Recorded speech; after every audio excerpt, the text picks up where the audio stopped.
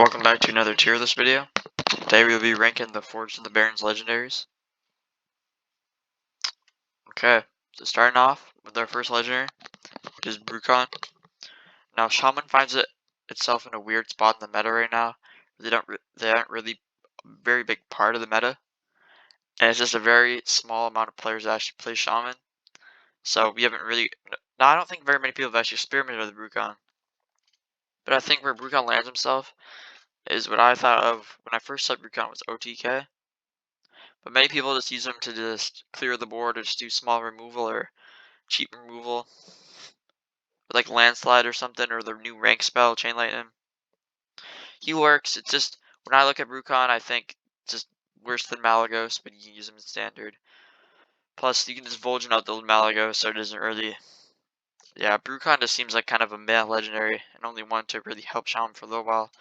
If they can get off their feet and get away from Weapon Shaman and possibly develop that Murloc Shaman build that they were gunning for. So I'm going to put him in Fringe because I don't think he's weak, but I just don't think the meta is for him, and Shaman is just in a really bad spot in general right now. Next up is Carrielle Rome. I think Carrielle is one of the most easily recognizable good legendaries of this expansion, because like I usually say, mana cheat is very good, very strong, and some decks can struggle against it. And when mana cheat starts ramping off and off, you can just go crazy. The thing about Carrielle is it's not like the horrible caravans where you have to wait a turn and they just pop off. Carrielle can just do it right on the spot over and over again. And it may only just be holy spells, but that extra 1/2 mana cheat on 2/3 cards in a game can really make a difference. Plus Carrielle's a fantastic body. With Divine Shield and Rush. Making trade just amazing. You just don't feel bad about just killing off like you would do a Crass Snob or something. I would honestly put Carrielle S tier. She pretty much goes in all the Paladin archetypes, Secret, Libra, even the Dude Paladin list with the Pursuit of Justice, whatever it's called. Yeah, she works. Very good legendary. Next up is Xyrella. Now when Xyrella was released or revealed, everyone thought she'd be crazy, insane legendary, broken, should get nerfed. In reality, what ends up happening is Xyrella still has those crazy plays, and it's crazy good.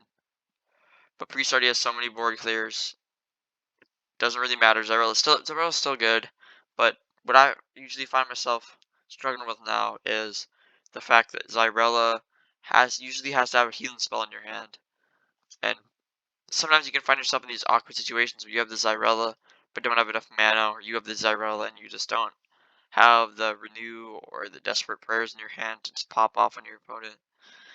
And because of that, Xyrella can be kind of like awkward at times, but I think Xyrella is just 90% of the time Xyrella is consistent and just works. It's a very good card. We should be running this for the next year or so. Okay, next up is Shadowhunter Vol'jin. Now Vol'jin looks like a tech card that you would run like Tech Shaman a Wild or something, for something to pull out a big minion. But in reality, Vol'jin's actually pretty useful. Can serve to like pull out your opponent's combo pieces like Ticketus or something.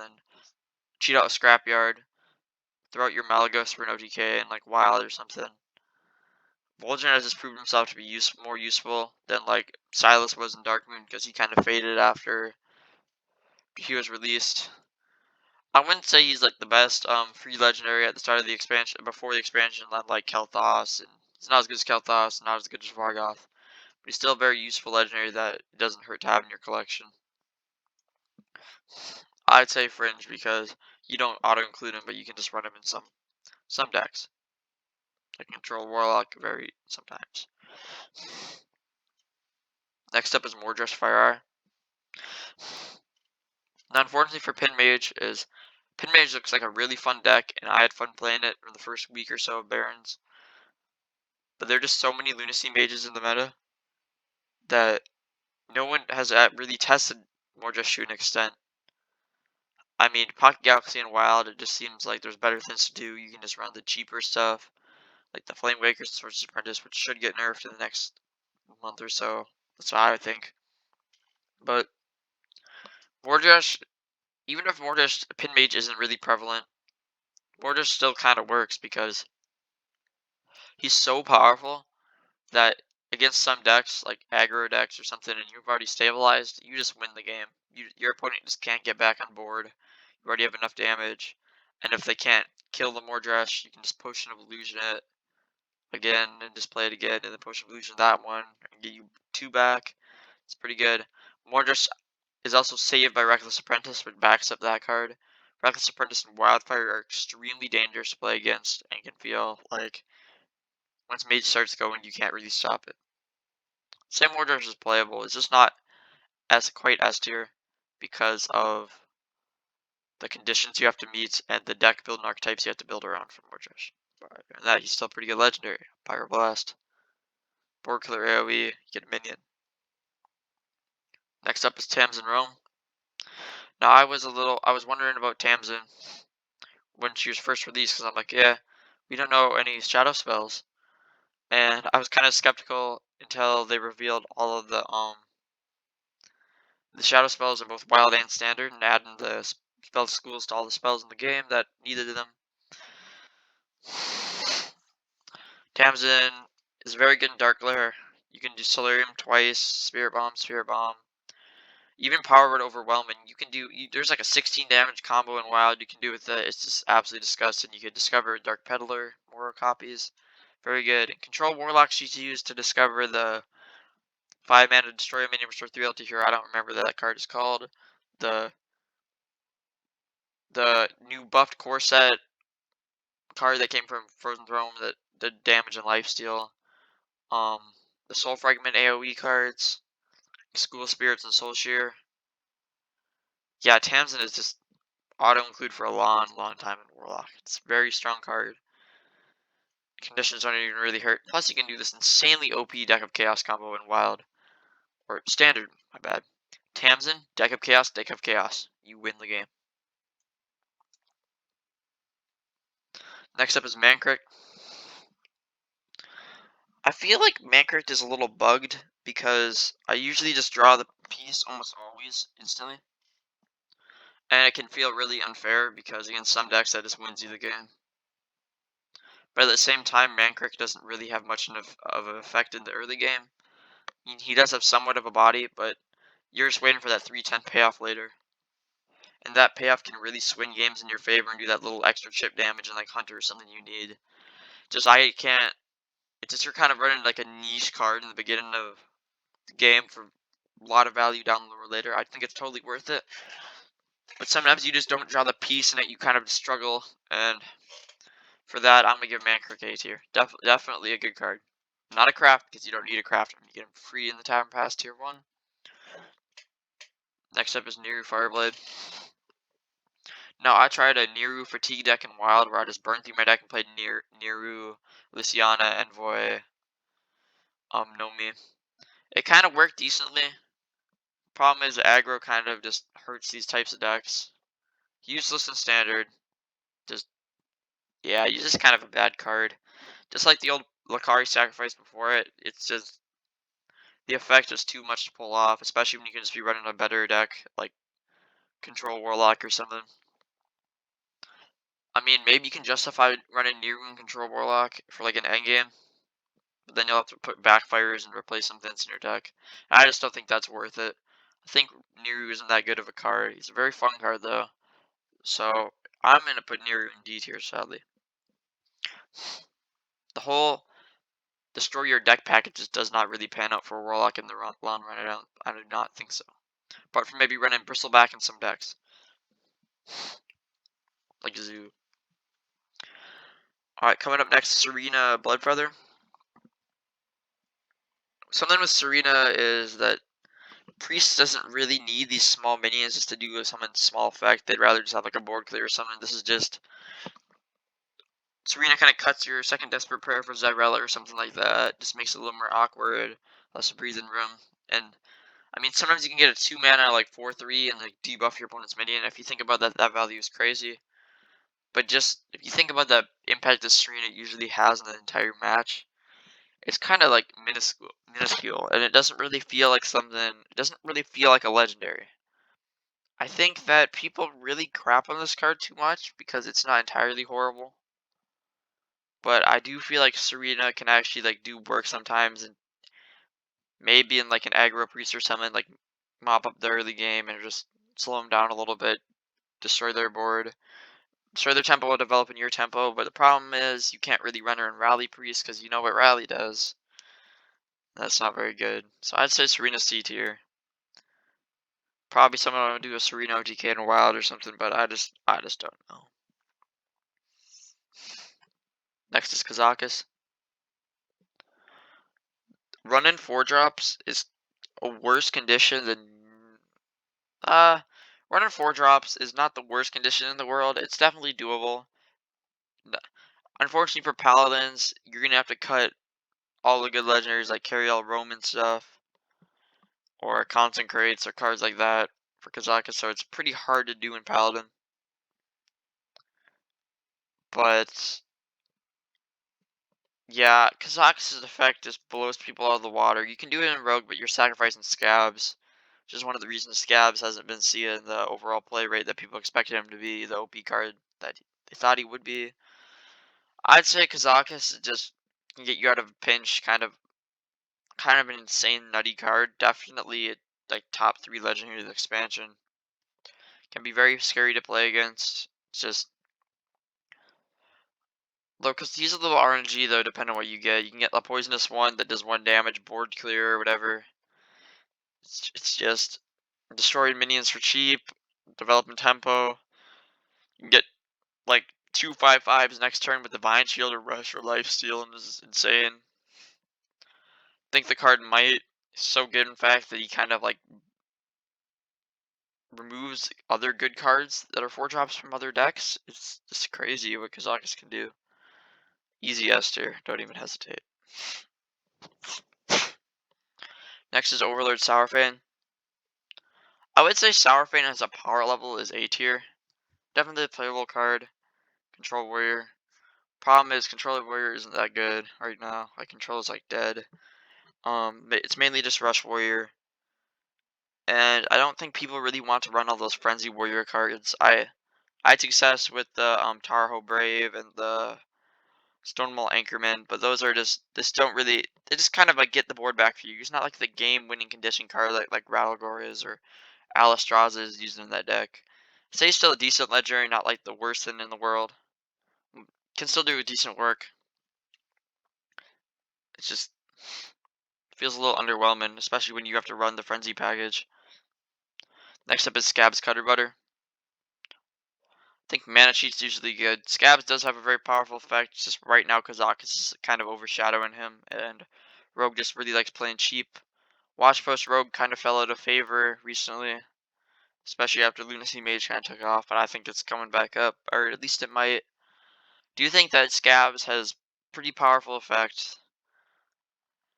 I think I have experimented running Kazakus and Scabs in the same list because depending on the one you like draw first, it can kind of like just it's just two insanely powerful cards that can just like cheat out mana and stuff and just absolutely just blow your opponent away. And I feel like taking a risk sometimes can really just help Rogue. So, and mana cheat, of course, in Rogue is absurd. Try to weapon Rogue with him. It seemed pretty decent. I'd say he's A. Just not S because of the sometimes he can be awkward in hand, especially with an empty hand, and sometimes Kazakus just overshadows him.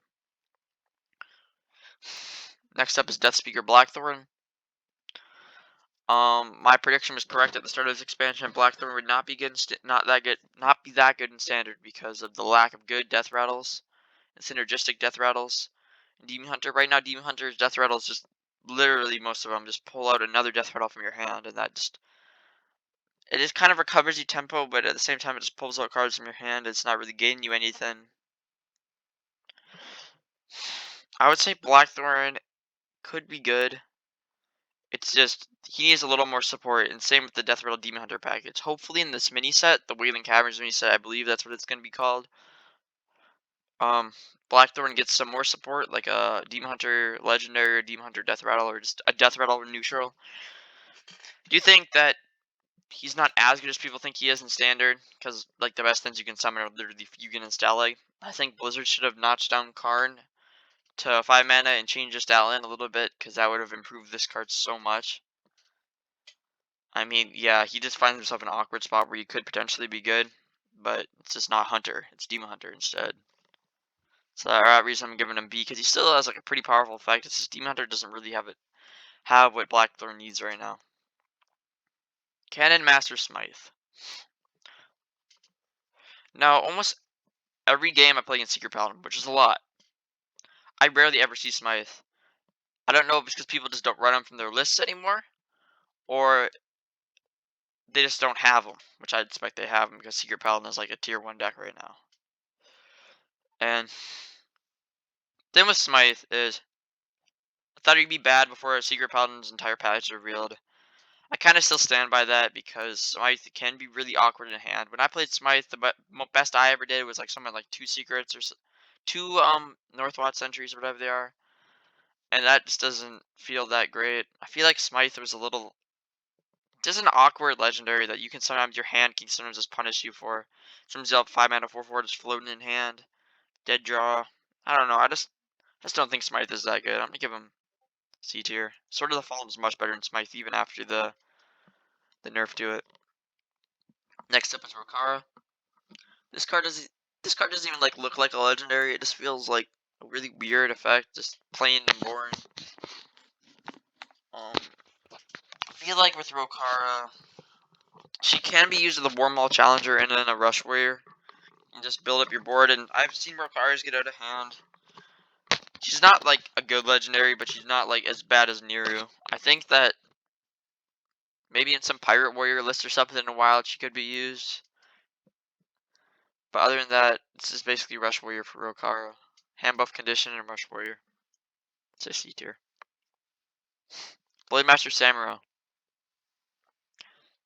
Now Samuro has a very powerful effect that can just wipe boards and just absolutely annihilate what your opponent is doing. Just throw them off guard. Priest has Apotheosis and all those buff spells like the Power Word, whatever it's called. And yeah, just all the buff spells in Priest. Apotheosis, just heal yourself back up. Xyrella too, if you really want to be a little toxic or something. And in Paladin, you can just stack Librams on it. In Wild, you can use hand buff Paladin. Maybe even a hand buff Mech Paladin or something. I don't know. It's just Samurai just has an insane effect. It's just much better than Sergeant Sally. I would say S tier just for how flexible he is in Standard. He's also still very good in Wild, with the rise of hand buff decks again. Kurtrish Ashfallen. Now I feel like Kurtrish can really help me seal up early games a lot of the time, and he's not as bad as people think he is.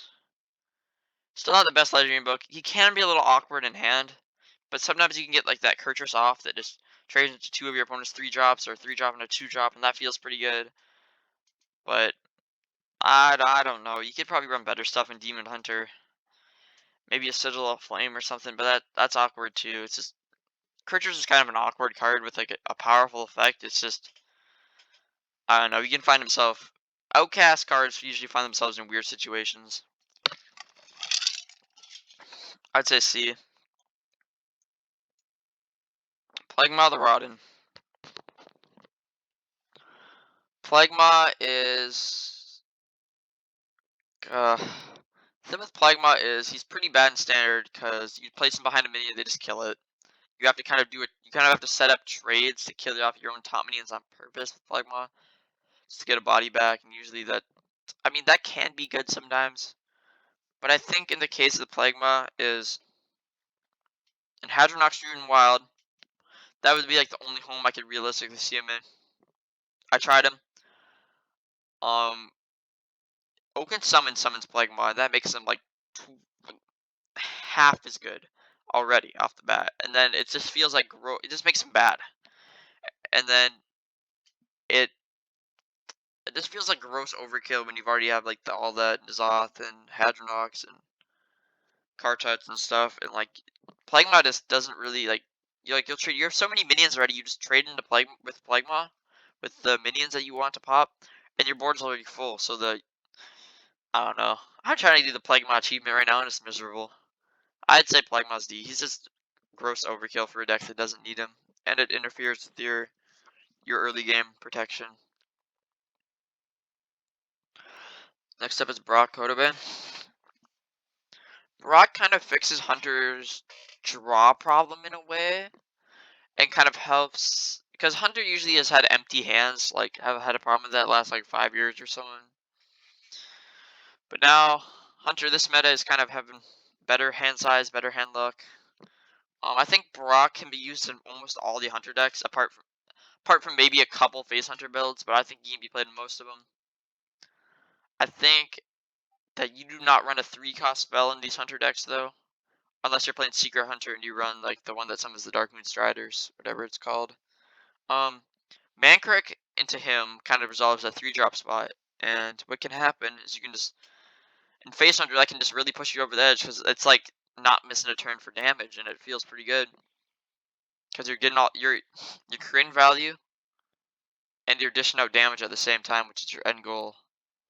So I'd say he's pretty good. It's just, he can be a little weak against like aggro sometimes. He just does nothing. He kind of sets up for the future. That's why you really need the Mankrik with him to kind of make him better.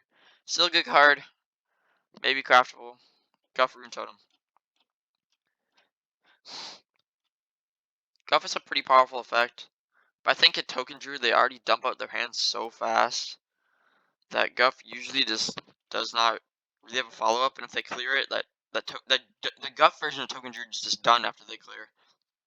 And that pretty much all spell with Gibberlin's Token Druid, what happens is the good players will know when to space out their boards instead of just going all in at once to avoid a board clear. When you run the Guff build, it really slows you down. You can't do that. And it just makes the deck way worse. So for that, I just cannot justify running Guff. Plus it also interferes with spells. You can have another good spell. Just think of it as another board lost. It's not very good. Battle Scar. Battle Scar looks okay. But he actually can be very awkward with not having all your watch posts drawn. Usually it summons 1 or 2. Not too good. Especially after the nerf of watch posts. He just got way worse, which watch posts probably didn't need that big of a nerf, but or at least the Morshon didn't. I think that the Far Out was pretty strong, but not like an extremely oppressive card. So I just don't think Cargill is at a good spot right now. He's just really awkward. I try to run him in Pin Mage. Just probably take the whole tower package out of Pin Mage right now because it's not good. Wasn't even good before a nerf. It's just awkward. Cargill sometimes sits in your hand forever and ever, and you try to get value, and it just doesn't work. Not that great. Next up is Tavis Stormpipe. I tried the Tavis OTK in Wild, and it actually works okay. Like, it works, but it heavily depends on your matchup. So it's probably realistically not very good. But usually how I use Tavish is I just already have like a 2-drop, a Thresher, or a Bear Shark on board, and I just play Tavish. And I get like a minion off of that minion, and then a Rush minion. Pretty soon you just summon 2, you develop a 2/5, and you summon 2 beasts from your deck, which is honestly pretty good. Instead of the early game. But it just Tavish can just find himself in awkward positions sometimes that really requires setup and just luck of a matchup. So I can't really justify placing him anywhere above Fringe, especially since he's not really played in Face Hunter. It's kind of a goofy little card, but can actually work sometimes. You're not too greedy with him. Firemancer Flurgle. Now, Flurgle finds himself in a really weird position in Standard because Shamans aren't really prevalent right now, like I said with Brucon in the meta. So not very many Murloc Shamans mean not very many Flurgles in Standard. I think Flurgle is an insane card though. In Wild that you can run Flurgle and Toxin in the same deck, just 2 Murlocs and Ice Vision, because that is a 3-mana board clear. And just for that, I probably will just put Flurgle in S tier, because even in Standard, it's just super strong. Opponent really struggles to kind of just can stop him. Like in the Murloc Shaman versus Murloc Shaman matchup, if you fall behind, you have to dig for that Flurgle. And if you dig for it and they don't have Flurgle or anything to answer Flurgle, you just win. Like, Flurgo can absolutely just destroy some decks. I've literally beaten Resurrect Priest almost every time I fought them because of Flurgo. They just can't get on the board. Even with board clears, eventually you can just, your board's 6/6 Murlocs, 8/8 Murlocs or something by turn 6. It's absolutely nuts. Nothing can stop us and all that stuff. It's just, Flurgo's a very good card. Even in non-Murloc decks, you can just run that 2-card combo. 3-card if you're counting Ice Mission, but 2-card. Alright. Next is Apothecary Hellbroom. Hellbroom is kind of the same thing with Scabs. Is Hellbroom costs 4 mana. Scabs cost 4 mana. Kazakus costs 4 mana. And thing with Hellbroom is you can't run him in Kazakus deck. That makes him already worse. He's really slow. It's like a Krasnov, but you have to wait. Kind of better in greedy decks. Kind of like an old Xyrella. Not as good as Xyrella though, because not as proactive.